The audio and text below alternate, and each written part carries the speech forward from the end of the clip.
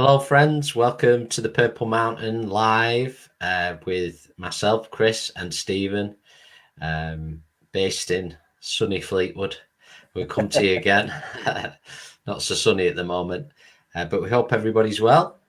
We've come to you this evening to do a talk on reincarnation. Anybody who's watched the recent documentary on Netflix, Surviving Death, there's quite an interesting episode 6, I believe, on reincarnation. Poses a few interesting questions. Quite a balanced documentary, in my thoughts. And this evening we come to speak about our truths on reincarnation. So we're not here specifically this evening to give you absolutes or gospel, as we say.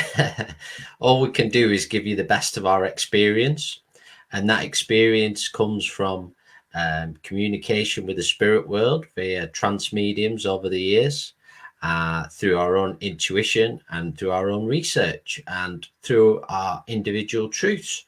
So what we'll do is we'll have a bit of a conversation about it, the various areas of reincarnation. And if you've got any questions, please ask away, because that's what we're here for tonight. So you'll be able to ask any questions on reincarnation. It'd be really good. So we just want to say hello to everyone who's joining us this evening. Pleased that you're with us. We've got quite a few on. So, Stephen, we might as well move forward with this reincarnation talk. Brilliant. Yeah, it's one of our most interesting subjects that we talk about here at the Purple Mountain. And we've done a few, I believe, haven't we, Chris? A few online live talk discussions, questions and answers on reincarnation. They've been really fascinating because one question leads to many others. And it's such a vast subject because it dwells into every aspect of our lives.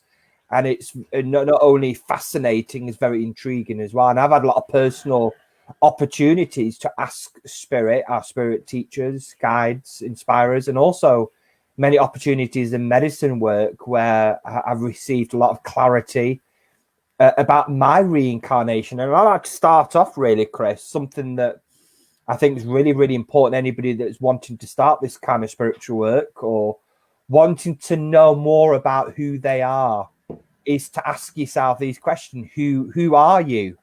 Why are you here on this earth, on this, what we call this physical vibration? So they're the first two, I think, most important questions anybody should ask themselves. And you can find those answers through meditation, through guidance from other teachers, and also through medicine work as well, where you'll be able to receive that clarity and that certainty. And that might take you a while. And I think it's important to find who you are as an individual. It's first to understand that we are all a spirit. A lot of people call it a soul. It's just another word, a soul, a spirit. Or a being. Or a being of light. That's what we are. We are a conscious being of light, a soul, a spirit. And our true home is not this earth plane. Our true home is the spirit, what we call the spirit realms. Some people call the astral realms. It's another vibration. So our consciousness inhabits our physical vessel, our physical body, our temple. And we host within this physical body. We use this physical body to experience a physical life. So really, they're the most simple of terminologies I can use, is that somebody says, well, who are you? Well, we are all a spirit. So this is beyond religious context here. We're talking very simple terminologies. We are all a spirit in a physical body. Now, why we are all here really depends on you as an individual. It took me personally, and I don't know, Chris, it took you, and we're still searching for those answers. Still doing it. We're still finding those answers now as why we are here on this earth plane. So I really want to ask you, Chris, because I think this might be intriguing to others. So we started off with that we know that we are all beings of light, that we've all reincarnated on this earth plane. But why, in things that you've learned, Chris, why are you here on this earth? What is your divine purpose? Why have you reincarnated on this earth? What have you found out? Well, I knew that was building up to a deep question the longer it went on, but I think Stephen makes an excellent point, and something I want to touch on just before I answer that question is that recognizing the most important question I would say we should be asking each and every one of us, whether you class yourself in being a spiritual movement or religion or not, just as a being having this experience, is who am I? And what is my purpose? And I feel that's very important. And I know we're here tonight to talk about reincarnation, but it's very important that we are living this life as well. So it's great to receive that knowledge, and perhaps we'll get into a little bit later on how those memories of past lives can resurface naturally when you need them, which I'm sure we'll touch on. But I feel it's very important, no matter what knowledge you're given, you are living this life. That is the one that should be priority at this moment in time. You have reincarnated in this life, this moment, and it will pass by in a blink of an eye.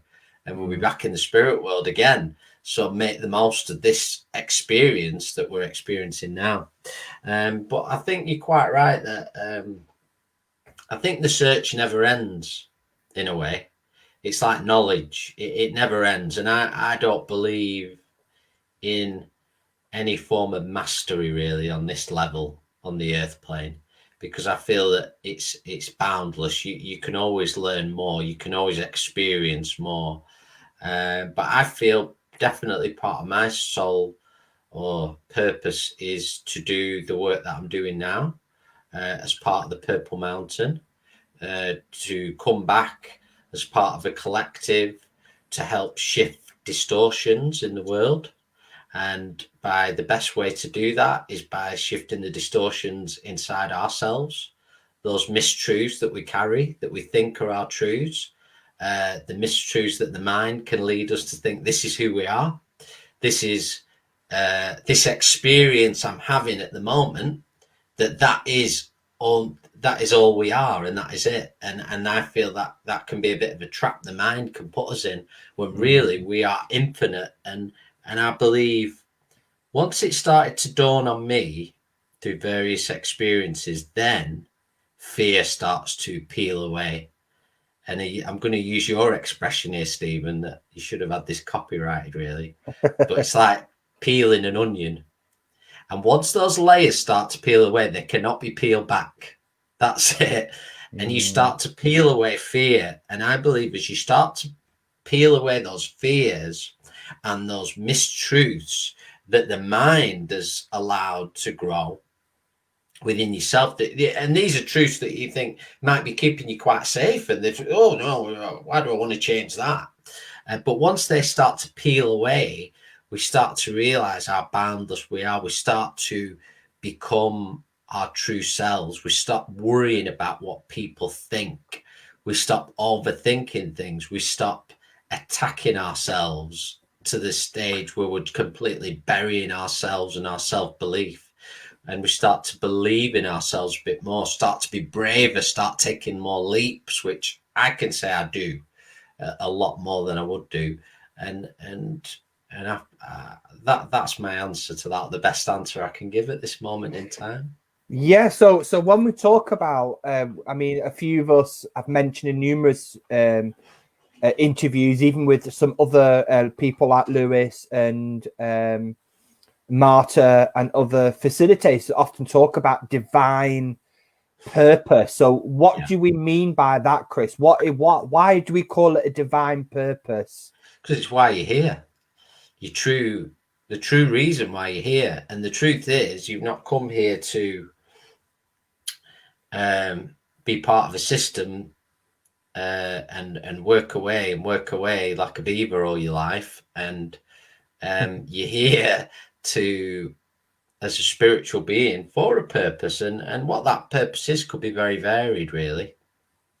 Yeah, and I think So yes. it's very different. Something I want to just fire back at you, if it's all right, Stephen. Well, not literally, but ask a question.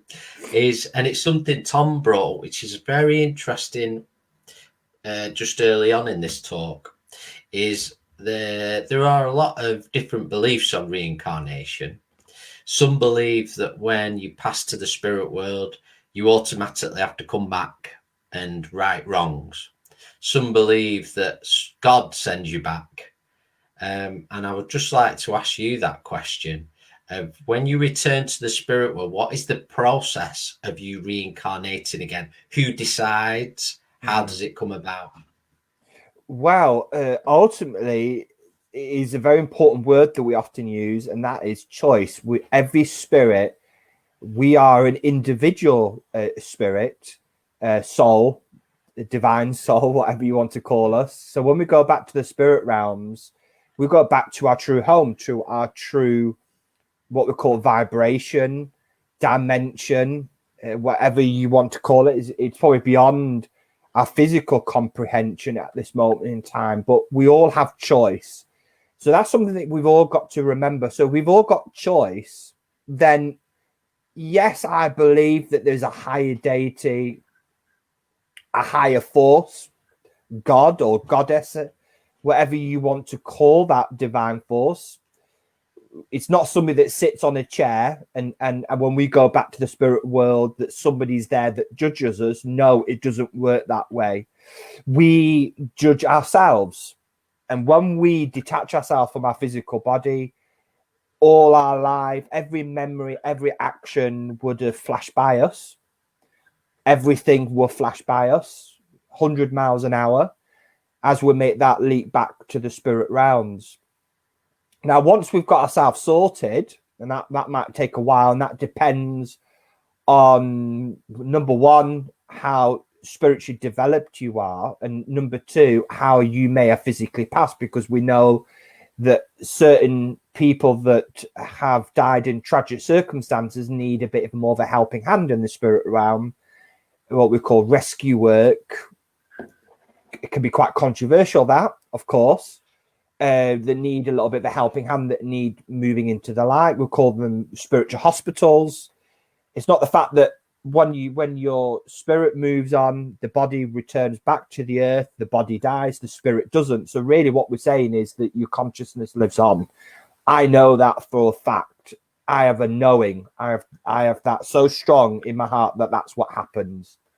So once we are in the spirit realms, and we would have what we call reconnect to all our loved ones that might have passed before us. So grandparents, mum and dad, family, friends, even guides that you might have not remembered have guided us throughout our life as well, which we'll touch upon later on. And people say, well, I wouldn't know who these people are. Well, you will know, because once the ego dies, once that barrier which holds us back, all will be revealed. Your true whole spirit, it reveals itself to the spirit realm. So you're in the spirit world, you reconnect back to guides, reconnect to your loved ones, and you move on. And what you will do, you will assess all your experiences, all the good experiences, all the hardships and pain. We don't call them bad experiences, because all experience is good for the spirit. That's something that I've learned a very long time ago. There's no such thing as a bad experience. Every experience good. So you will evaluate all the things that you've learned, all the things that you might have thought, oh, I might have to try a bit harder about that one next time. There might be loops, curses that you might have not broken. You might have broken, and you're like, yeah, I managed to do that one. It might take, the 10,000 years to learn about patience or tolerance. So you go back to your business, you go back to the spirit realm, you might go back to the halls of learning, you might reside back to your family and friends. But really what will pull you back to reincarnate once again, that process, that cycle, because it is a cycle, is until you've reached, very bluntly, reached perfection. we use that context quite openly. Ultimately, we are perfect in every single way, but to in order to experience, and remember, we're going to go a little bit deep here. We're not just experiencing this physical experience just for ourselves. We are also learning for each other, for the soul group. We're also experiencing for the collective consciousness. So we're expanding and growing. So just imagine us as individual lights growing and expanding every time we're reincarnating upon the earth plane. We're also, because we are all interlinked, we're all brothers and sisters of souls. There's billions and trillions of us, not just on this planet, across millions of other planets. We're all growing as part of that collective consciousness as well. So that's very profound in itself. So there's just a little bit of an overview there. I hope I've answered that question there, Chris.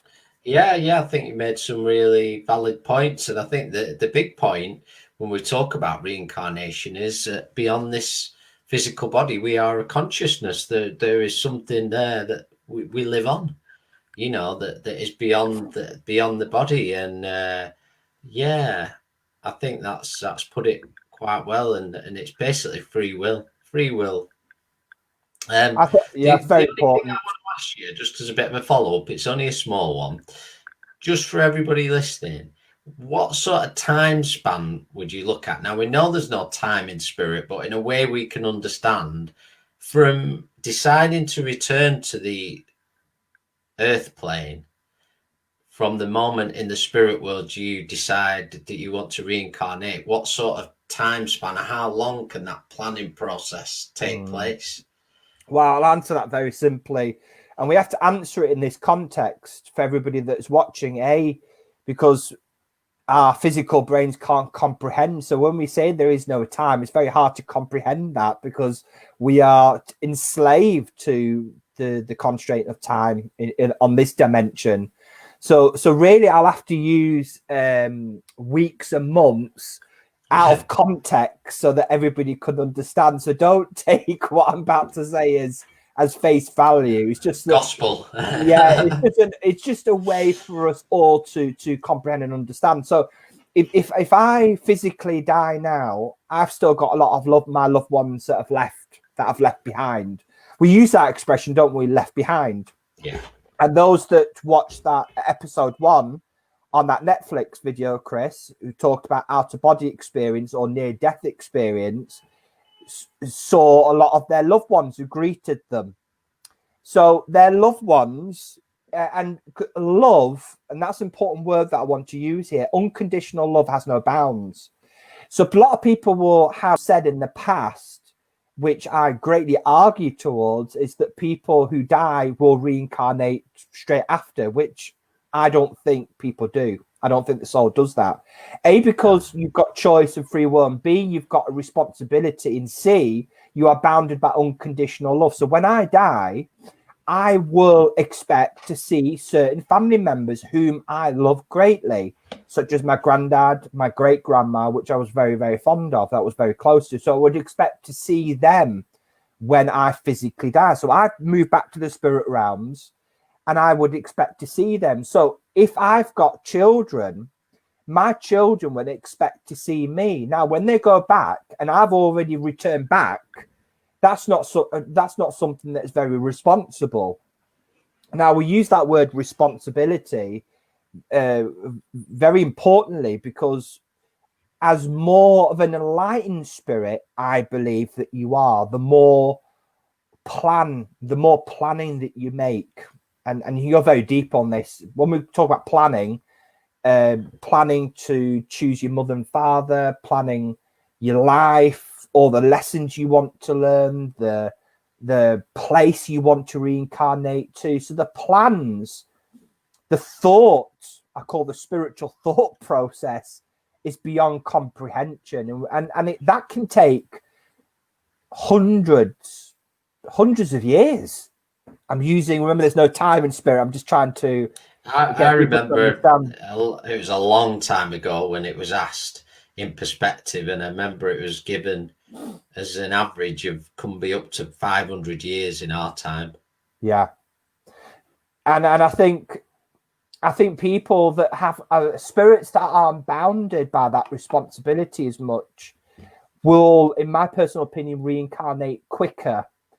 And because they're not obliged as part of that spiritual responsibility in terms of making those plans now. But that's something that, that could be open in discussion. But really, the time can be from 100 to 200 years, the time of preparation before I'm making my next reincarnation, until I decide then to return back to the earth plane to learn the lessons I possibly didn't learn in my last life.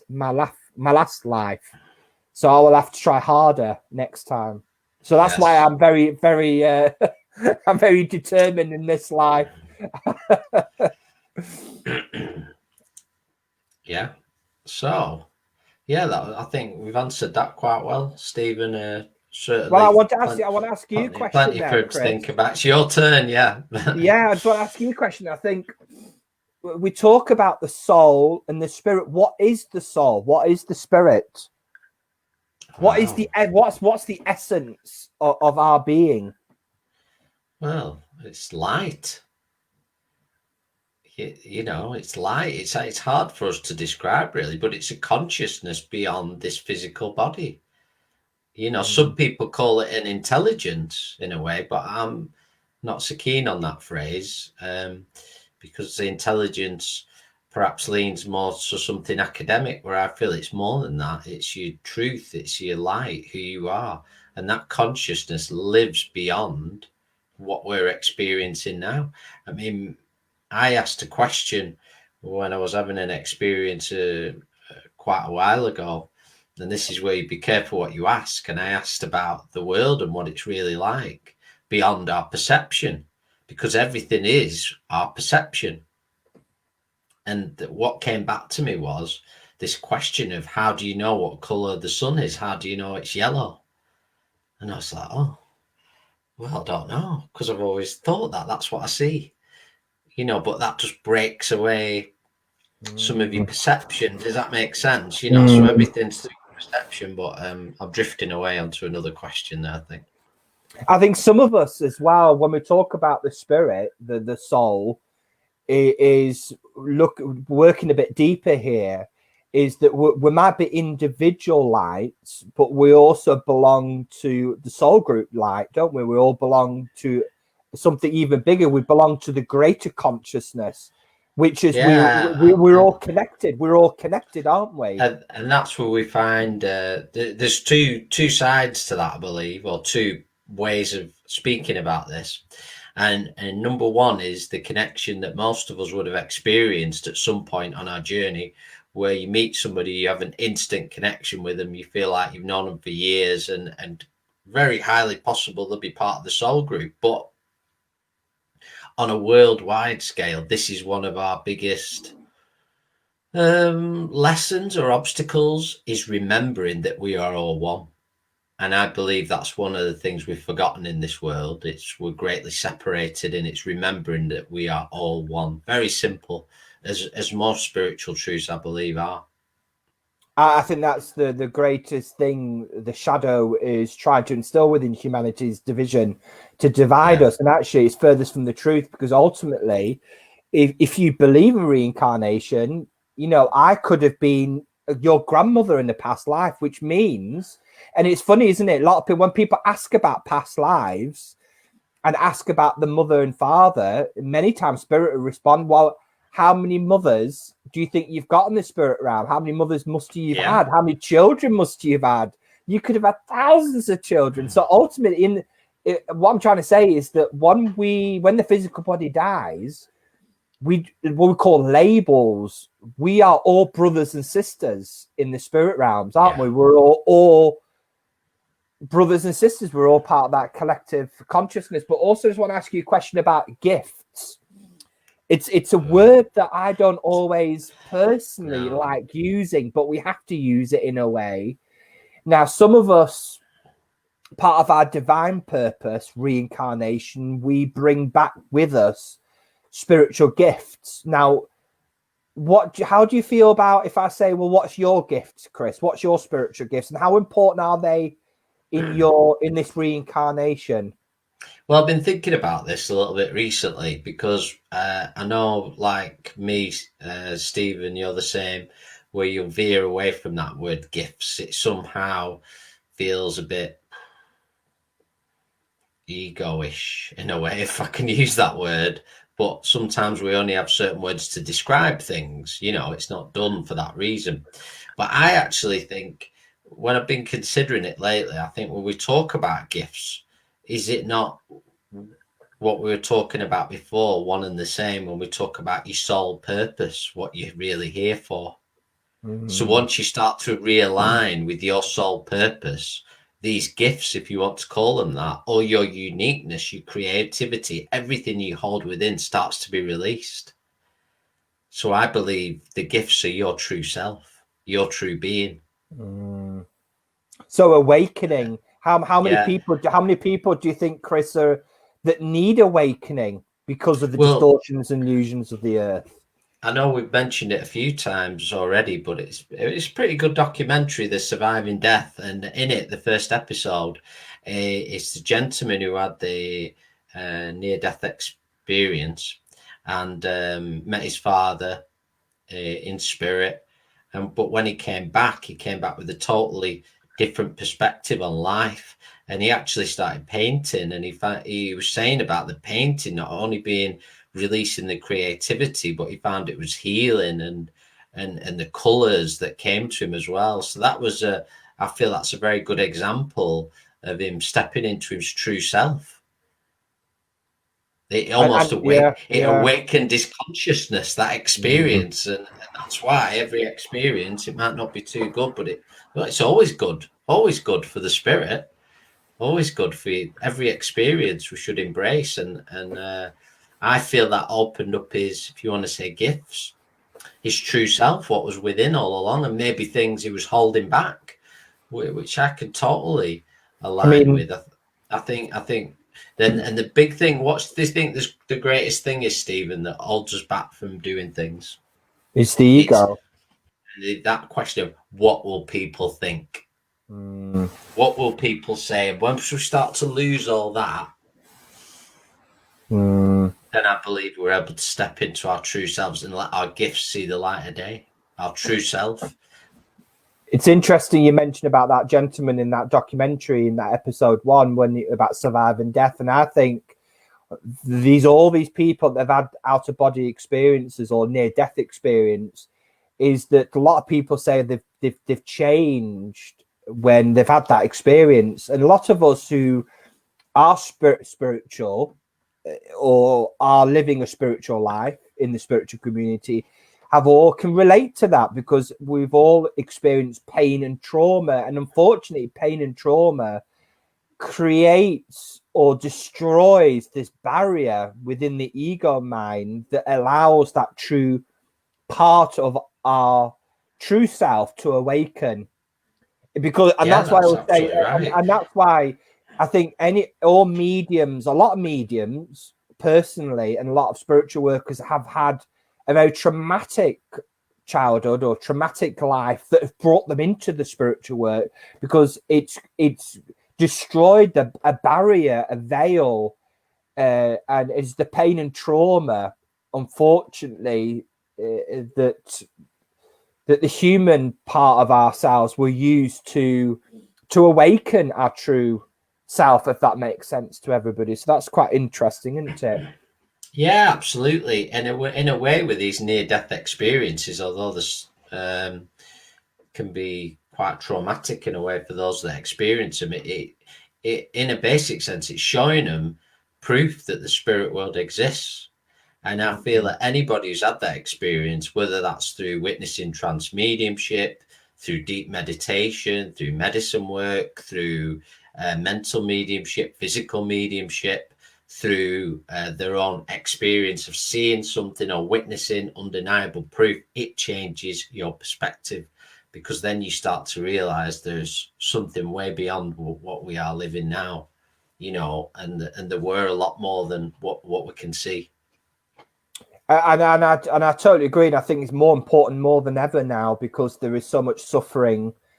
There has been so much illusion and distortions and fear in society, in all forms of our communities across all the world, every country, and that needs to Yeah. change. That And what needs you've to got to think change. is, in a way, and I've considered this a lot lately, is why do you think we're all here at this moment? You know, we are here and living this moment in this world, or as hard as it can be, for a reason and a purpose at this moment in time. You know, Mm. we are all here for a reason. And I think that's why there is so much depression and mental health in the world today because people aren't living their true self. They're not living their true divine purpose, and Yeah. that's And why I, that's why places like the Purple Mountain, and that's why things like our divine purpose. I'm not being arrogant. I can very openly say this. Our divine purpose is to create a loving, caring, non-judgmental space for people to come to find their true self so that they can live their divine purpose. Yeah, I think that's very true. And there's a lot of things that don't create that illusion, but they don't help it. And one of the biggest distortions is television, and you get a lot of people that are it's false heroism, false heroes, and they come in many forms of the celebrity era we're in.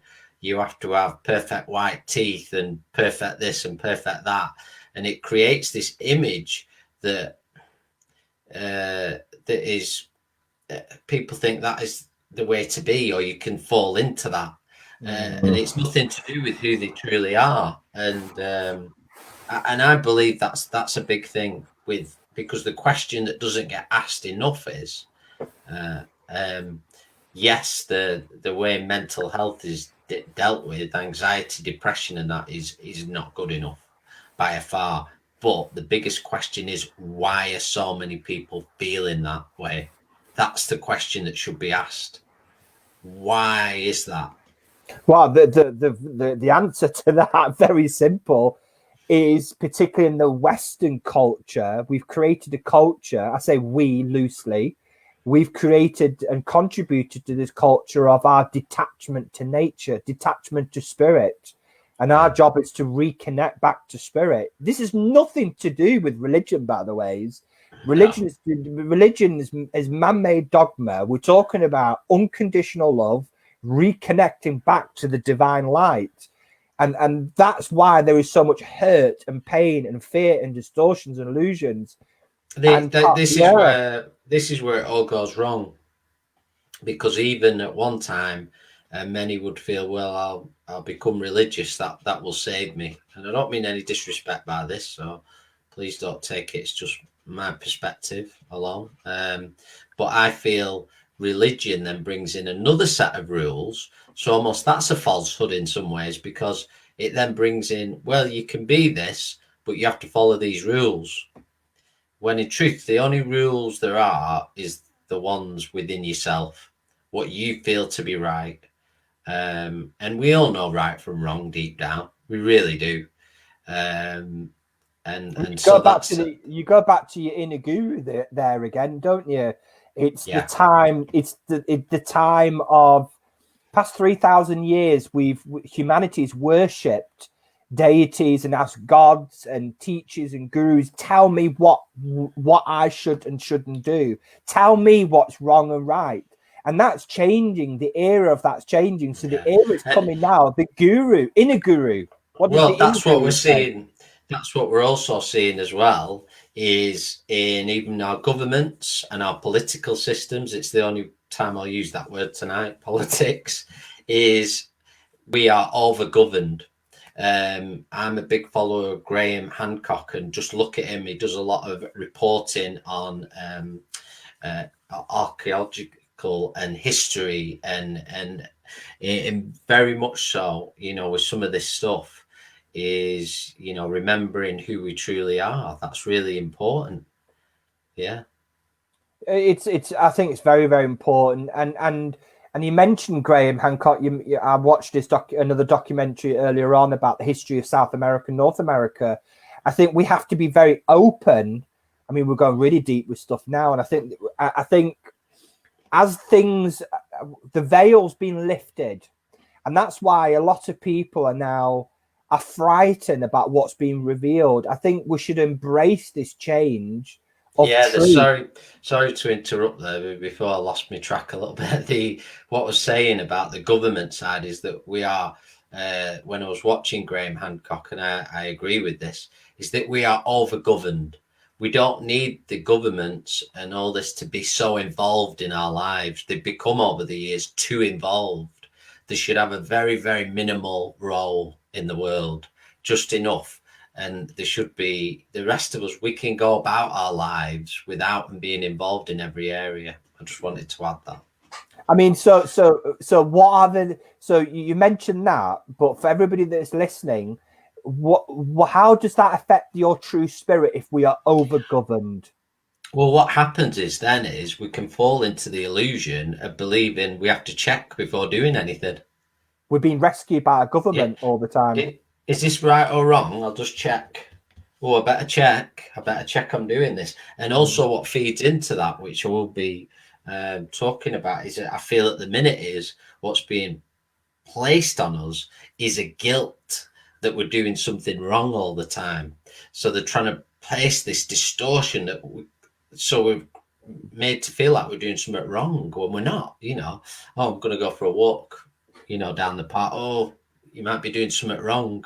But that all feeds from being overgoverned, I feel, and we shouldn't need to check everything we're doing. And I believe you're absolutely right, Stephen. What you're saying is the best person to know if you're doing right from wrong is you. And we all do it. I believe we've all done it in the past. We go around asking every one of our friends, our family, the opinion, and then we're more confused than when we started because the answer lies within.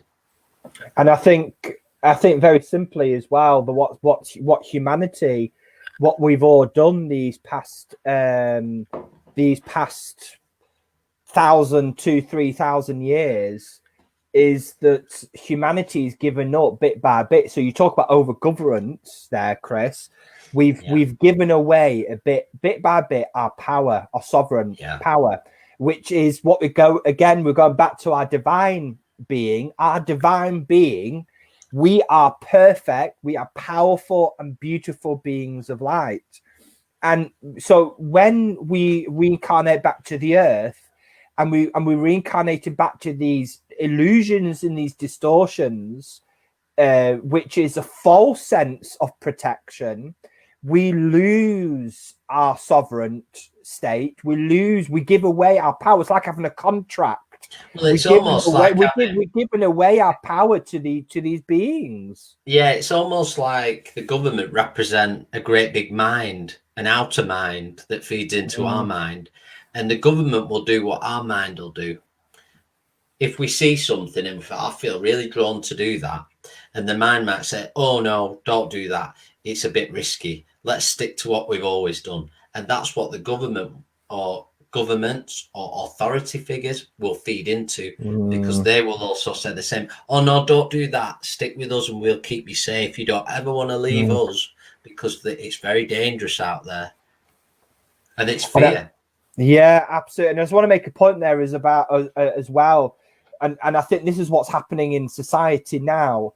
And a lot of people are waking up. Believe me, a lot of people are waking up to this truth, which means that when we're waking up from this long collective sleep and this consciousness has awakened, we're also in the realization of what we've all done to this earth and what we've done to our own freedom, which is also so when things have been revealed, they're not all roses and everything's pretty. All the darkness that we've all created in this world has also been revealed, which I just want to make one point there, Chris. I know you're eager beaver there. is taking back responsibility. But taking back responsibility also is a great revelation. And I think this is what's happening in the healthcare system as well, is that we don't need doctors, we don't need healthcare professions to tell us about our health and well-being. We are powerful beings of light, our connection with nature, And again, our disconnection with nature has also determined our diseased state of our beings. Why are people so sick? Why are people more cancer than ever before? Why is there more obesity, smokers, drinkers, mental health? People aren't asking that question because of our disconnection with nature and taking back responsibility. No one's more responsible for your health more than you are. Doctors aren't Yeah. responsible for your health and well-being, and a lot of people don't want to face that mirror. And Yeah, trust I me, think the me and Chris, we've been there. You've been I there, think the haven't you? important thing when you mention the mirror as well, because I don't want to create a victim mentality here, is we have to remember governments are elected. People vote for them. People vote for leaders. So we're Mm, all part of what we are powerful creators, and so we're all part of, in a way, of what's going on, if that makes sense. yeah. But the beauty of recognizing that isn't to sink into the shame of it. I mean, you can look at it because as we're working through things, but it's to empower us to see, well, if we can create something like that, we can create a better day. We can create something that we really want to see. And certainly what's happened in the last 12 months, if there could be one big positive drawn from it, is that it's slowed everyone down in this very, very fast world. It slowed everybody down and give us a good chance to look and question. And I Mm. believe more people are questioning than ever before. I believe as a society, we're less held back by dogmas of religion than before. People feel braver to step outside of religion and to question things. And I speak to people every day who are doing so as well. And Mm. I think that speaks to some of the positive programming that we see. Shall we just? I just want to move on a little bit back onto because I think Yeah, we all. we've veered off there a bit, as you can do. Yeah, and I just want to mention about a little bit about loops here, Chris. So, Oh, hypothetically speaking, we're all we can all fall trap to the illusions, to distortions, fears of the in this life. Now, what is the chance if you're going through a loop in this life, which is almost like you're a hamster on a wheel, and you keep facing the same problem, the same challenges, and a lot of people say, well, when I go back to spirit, it's all going to go away. yeah. And really, how does that process work? Do you think the loops will Well, keep coming back to them? yes, it's the classic, in it, and I believe one of the biggest loops is certainly that I've experienced a lot is I'm not good enough, or I will never be good enough. Are quite big loops, but you will find now how many people have said this before. I'm not coming back. I'm not coming back next time. Once I get in the spirit world, that's it. Um, and I believe you will come back quicker than you expect because you're going to face the same things. I mean, like I said at the beginning, we've come to experience this life and to face what we're facing right now. And it's a wonderful opportunity. It might not feel like it sometimes, but it's hard work. This is why, ever since I've been involved in the spiritual work, it's been called that, work, because it is work. It's very simple. It can be very, very hard. But what is on the other side of that hard work is bliss and relieving yourself of this pain that you don't need to carry, that has almost become normal. You talk about new normals. What's become the normal is thinking that we should be carrying this pain and trauma around with us, that we should allow it to anchor us, and that's not the way. That's not who we truly are. But those experiences, as hard as it can be, just remember that you've come back for a purpose, and it will go faster than you think. And you'll get to the spirit world and think, oh, if I had that time back, and then you'll be planning to come back all over again. And that's the way it works, because you take everything with you. And we've mentioned this before, that we feel we leave things behind, and I don't think so. And I believe it can be more difficult in the spirit world myself. I believe it can be a slower process. I think you can work through a lot of your loops here through because it's the experiences you're having, what the universe brings to you. So it's a very good saying, isn't it? It's not why is this happening to me, but why is this happening for me? And Yeah. once you start changing that mindset, not of, oh, this awful person's been brought into my life and, oh, I wish they'd go away. If you start thinking, why does that person keep being brought to me? What is that situation mirroring in me? And it can give you a bit of perspective. And the answer might not come straight away. But when you start asking that question and observing things, then you start to step outside. Well, yeah, spot on. And also very simply as well, that the spirit can't outrun what it needs to learn. Your spirit will always be drawn. Your true spirit will always be drawn, no matter how painful you make it to be. Your spirit will always be drawn to the valuable lessons and opportunity for your spirit to grow. And that's why Chris mentioned it many times in his talk tonight, an opportunity to grow and to learn. And this is why people end up choosing, they say, well, I keep choosing the same partners. I get this in readings. Yeah. Well, you're choosing, you're attracted to that partner because that partner is mirroring something in you and triggering in you that you need to learn. You're together for a reason. And I think you used a good word there, Stephen. If you could maybe describe to us what a sort of trigger is. What do we mean by sort of a trigger? Something that can trigger a certain loop or behavior in you. That we use the word push your buttons. That's another way of putting it. Yeah, absolutely. I'll try to simplify this as much as I can. Now, within all of us, there is the light side, and also I wouldn't call it the dark side. It's like being with Yoda here. With, It's like with shadow side, isn't it? Really, this is the shadow. So I was going to say that it's the shadow side with all of us, and which one you feed is the one that grows. You heard that story, the Native American story about the good wolf, the good wolf, the bad wolf. The one you feed is the one that grows. So really, to Chris's question, when we talk about trigger points, now part of our shadow self is the reason why we reincarnated on the earth plane, to work on that other side of ourselves, our intolerances, our impatience, our more compassion, all these elements, like a diamond that needs polishing. And those shadow parts gets triggered, or Chris uses the terminology pushing buttons, is more of a harsher word.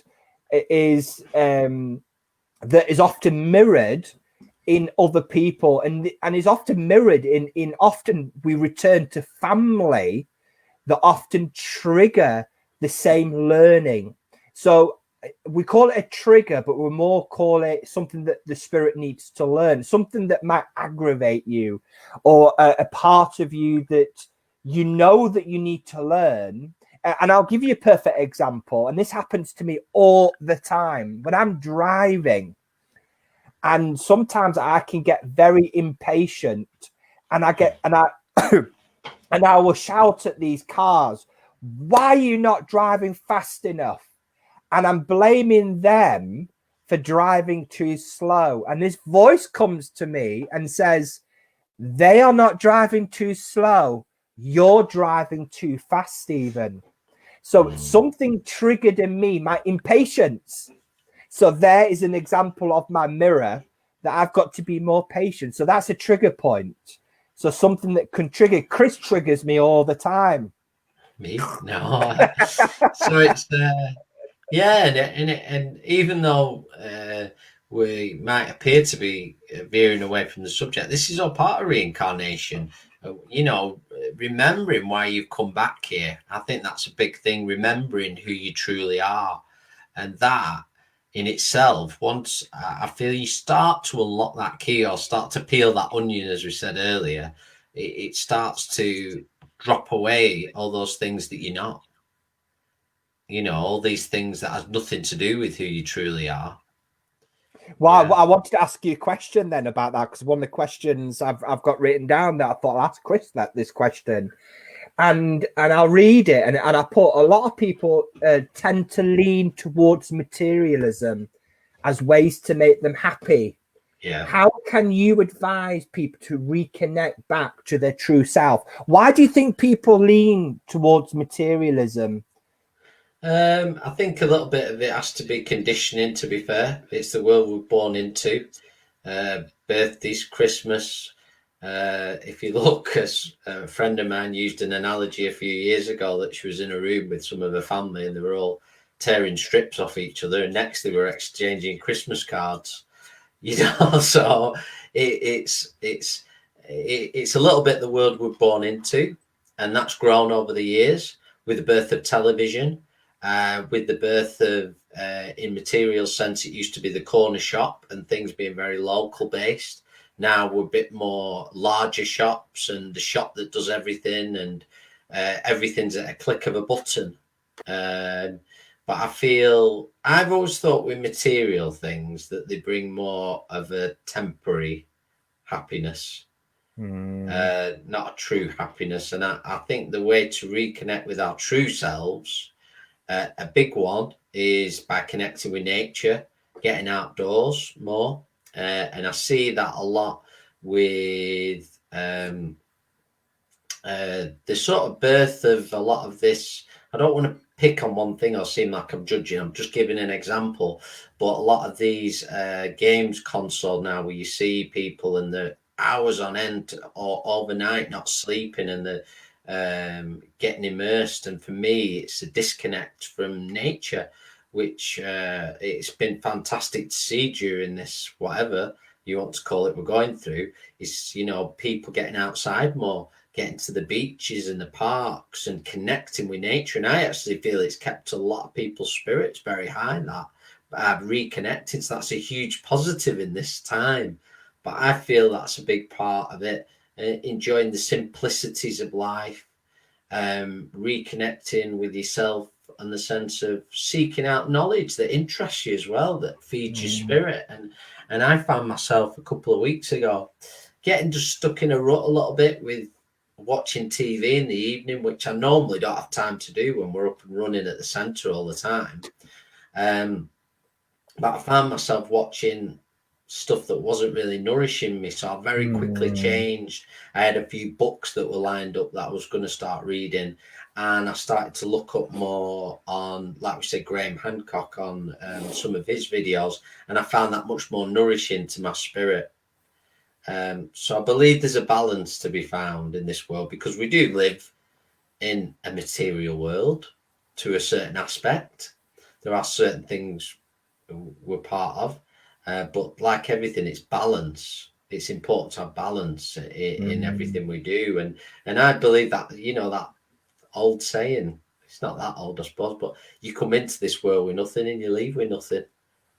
So mm. what's within, that's what you leave with.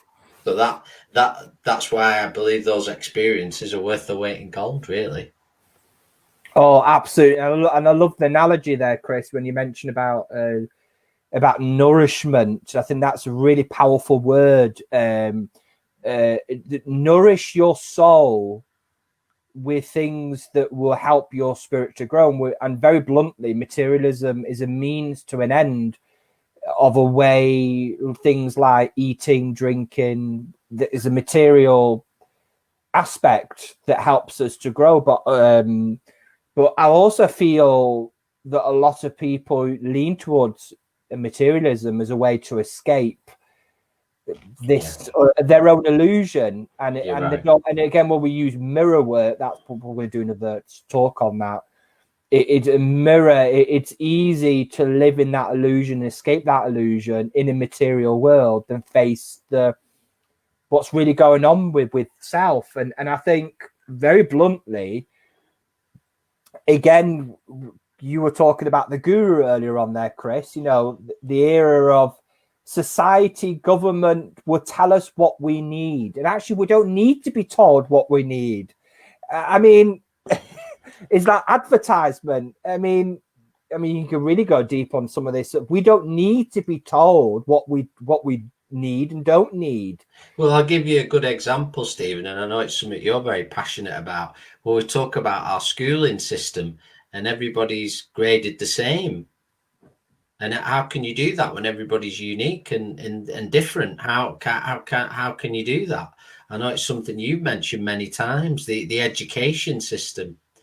Oh, Um, absolutely. It's one of the most corrupt institutions in the world. And it doesn't, unfortunately, I'm going to be political here, and I don't mean to. The education system's is created ultimately so that people will, to create employees.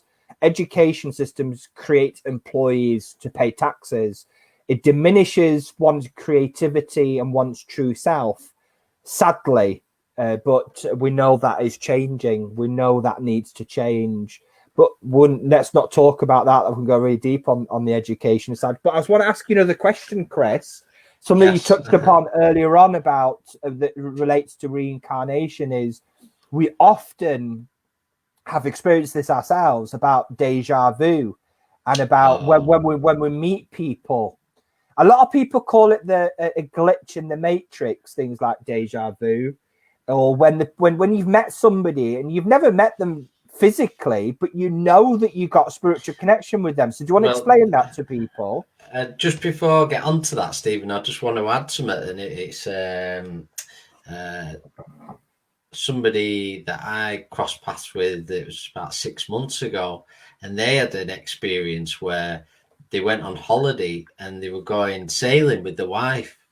And for some reason, when they got on this big sailboat, they could describe all the names of everything and how everything was done. And he said, never done it in my life, but I just knew. Wow. Now, don't you find that interesting? I instantly got took back to it's done it before in a past life. Or, I mean, the other part of deja vu, when we talk about deja vu, that's for me goes into astral travel, which we spoke about before, it's what we can do when we sleep. And we can, it's not the spirit world, it's, should we say, another level where you can travel. And who's had that feeling where they've been on holiday somewhere or they've walked in a house and you've been there before? And it's very Yeah. simple. You have, you've probably been and sussed it out of it where you've been on the astral, you've been to visit it already, and possibly made plans or got a little bit of advisement, because you can do that. Yeah, Mm. that's my answer there. But I find that I just wanted to touch on that as well, where people have had experiences where they feel like they've been or done things before. You know what our next video should be next time is astral traveling and what the astral planes are. But I just want to mention Yeah. to everybody, we'll spend another 10 sort of 10, 15 minutes on this. But does anybody have any questions? Any kind of questions that you would like to ask? Anything that we touched upon tonight? Just fire away and we'll be happy to answer some of those questions for you. Just want to ask you another question there, Chris. Is how many times can you reincarnate on the I earth? knew you were going to ask that. I knew it before you said it. We astral Well, traveling. it's blooming infinite, isn't it? To me, that is a one that is beyond comprehension. I think it's fair to say we've all been here before, Mm, and we'll all be back again. I really believe that, and I know Nicole's picking up on something you've said, which is understandable. And said, "Well, I'll come back if the Earth's this way or the other." But when it comes down to it, Nicole, your true passion within your spirit will be you want to come back and make this world a better place. So you would still be drawn back no matter what. I truly believe that within your soul. but I just I want to think touch she upon. just asked a question as well, Well, actually. can I just touch upon what you just said there, Chris, which is so important and something that we found out with some of our medicine work is that some of us have come back to this time because it's the earth needs us more than ever before. It's our Mm. light, our truth, our divine light, our gift. The earth is called upon us at this time because we are needed now. We're not needed when it's the golden era, when all the Yeah, work's there's been done. and I think just something I want to touch on. It's a huge distortion that we're all coming round to now. I believe a lot of people are. We talk about gods and these mythical figures that were real, and Atlantis and all these areas are true history. that we were advanced a long time ago, and it's been written out of history. So many distortions in so many cultures. You know, a lot of people go to Egypt, but it's not just Egypt. Could go around the world, and what I'm reading about at the minute with Iraq and the Middle East, Mesopotamia, and a lot of lost knowledge. And actually, if somebody wants to say that's insane, I would say actually going insane at this moment in time is the most sane thing you could do. Don't say that out too loud, Chris. So do you want to answer Nicole's question? Yes. She's asking. Do you want to put it up? Do you want to put it up on the screen? Yes, I can put it up on the screen. I remember how to. Yes, there you go. Yes, I am wondering why so many people are reincarnated on the earth at once when we have a population deforestation problem. Well, ultimately, as long as there are people that are propagation, as long as people are making love and there is a need of having children, I feel like I'm being quite crude there, and I don't mean to. As long as there are people that are having children, talk physically here, because there's two parts of this question, spiritual and physically, is that there will always be a need and a desire for spirits to reincarnate in. And we might not always understand when we talk about migration of spirits, which again I would love to touch upon in our next reincarnation video, where we talk about the different cycles of different countries. Why less developed spirits will return to less developed physical bodies genetically in different countries. Well, go on, Chris. No, sorry, carry on. And so basically, when we talk about migration of spirits, more evolved spirits will return to more evolved civilizations.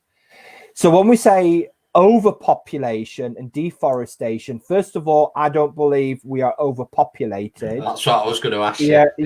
Because and I might be very controversial by saying this, don't always believe what you read, because I don't believe we overpopulated. What's happened is that the 1% of the rich hold 50% of the world's wealth. That is the problem. There is enough resources on this planet for millions and millions of years. People might argue about that, but that's for another point. Deforestation, yes, I agree. That's a major problem. Now, your question ultimately, Cole, is why would spirits return when all this is happening? Well, we know that Spirit have told us that there are more enlightened spirits returning to the earth now on this earth plane than ever in the history of humanity. The question is why? Is because as we are lifting the vibrations and the darkest veil of this earth enables more enlightened spirits to return. So really, it might be hard to watch what's going on the earth now, but watch this space, watch the earth the next 200, 300, 400, 500 years. You'll find that things will get better. That's because we are healing people like us and millions of others. We are healing the distortions. This is why I say question why you're here right now. We've come to do some tough work, and as we do, remember, as you do any kind of inner healing work or finding yourself, ultimately you're doing it for the collective as well. There's a very good question come through here. There's a few. Right. This is from Paul, and he's asking, what's the thoughts on karma? Oh wow! Now you could do a video on karma. I think we did. I think we might have done the video on karma. Long time ago, yeah. Yeah, but I think the only thing I'm impressed with by saying about karma, karma is real. But I think karma is a universal law, which means it's very real. But I just want to say when we talk about karma, a lot of people are, oh my God, karma.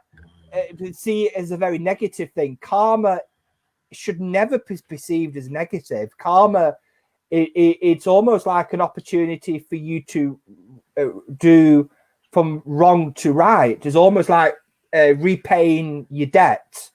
So that's a positive. That's an opportunity. Karma is an opportunity for your spirit to repay the mistakes. Even though I don't like calling it the mistakes, I don't call it.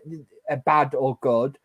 It's just that if I'm sending out negative thoughts to somebody purposely, intentionally, and something not so good's happened to me, I can't then blame the universe because I've created my own karma. I don't So know who what said about it, you? Stephen, but it's very simple, and every action has a reaction. Yeah, a good And analogy. Yeah. and you should never. One big thing about karma is you should never let karma dictate your Mm, actions, because they're mm, not your true actions anymore. Well, I better do that because, and mm. a lot of people throw around, And it got, karma's a bitch. It's going to yeah, get you and all this, and it's like, well, that's not really how it is, if that makes sense. but a great analogy there, Paul, if you start listening, is what me and Chris often experience in readings. Is that often we will bring loved ones through, and the first reaction is, tell my dad to go away. He wasn't a very nice man. And you find people that often regularly come to see me and Chris for readings, the people, loved ones in the spirit world that have not had a great relationship with that person, the person that was a little bit of a bugger, was a bit stubborn, not a very nice person, they'll end up coming through to that person because it's part of their karma to do right from wrong, to make amends. And it's interesting, Chris, that story you often refer to in that documentary in episode 1, and I think, Paul, you watched this as well, of that gentleman that when he had that death experience and he met his dad in the sea and he was swimming, wasn't he? Yeah, And he openly talked about that he didn't have a very good relationship with his dad. And it was almost like that forgiveness, part of his karma, was his dad revealed himself to him and all that hurt disappeared. So that was part of his karma. yeah, So karma is not something, there is a being that says, right, you've done wrong, you're going to live a life of persecution, you're going to live a life of damnation. No, it doesn't work. We create our own karma, and we can create positive karma, good yeah. karma as And well. what you give out, you're going to get back. So give Mm, out good stuff, basically. Give mm. out your love. Got another question here from Robin, and she asks, do people decide themselves if to be reincarnated? I assume it just happens. I know we touched on that earlier, but it's a question a lot of people ask. Well, like we said earlier on, Robin, yes, you have free will. You decide and you choose what family you're going to reincarnate to, parents. And when I say make that choice, when you decide to make that choice, which family you're going to return to, we're talking about a time when even your grandparents and great grandparents are all in the spirit world as well. A time where you'll say, right, I'm going to come back to you. Even I see that I think you've got a daughter there, Robin. Even your daughter would have known, she wouldn't have been your daughter in the spirit world. She would have been a sister, an aunt, or someone, a sister in the spirit world. And she'll say, I'm going to be your daughter in this life. So all these plans are already made in place. Now, we say we romanticize this, we romanticize it, but there's also cause and effect. Things can change. It doesn't just happen. There's a lot of planning involved, a lot of guidance, a lot of intention, a lot of will, and why you are needed. So it's a big subject, but interesting questions. Yeah. Well, we just want to thank everybody for joining us this evening. It's coming just past the hour, so I think we've covered a lot, and hopefully, we hope you benefited from this conversation. And that's what it's about. It's good to exchange knowledge and views, and this is why we like to call these talks. They're interactive as well, so you can put across your truths, and we hope in some form, we've given you food for thought to find your truths and your true answers, and that's what it's all about with these live videos. So thank you so much, everybody, for joining us. We'd just like to send you lots of love, and please join us tomorrow, 2 in the afternoon, if you're free. And we'll be speaking with David Icke tomorrow as well. So we'll be going second time. We'll be talking with David. Sure to be a very interesting hour. And yeah, lots of love, and have a brilliant night, whatever you're doing. Well, thank you very much, everybody. Good night and God bless. Thank you. Thank you.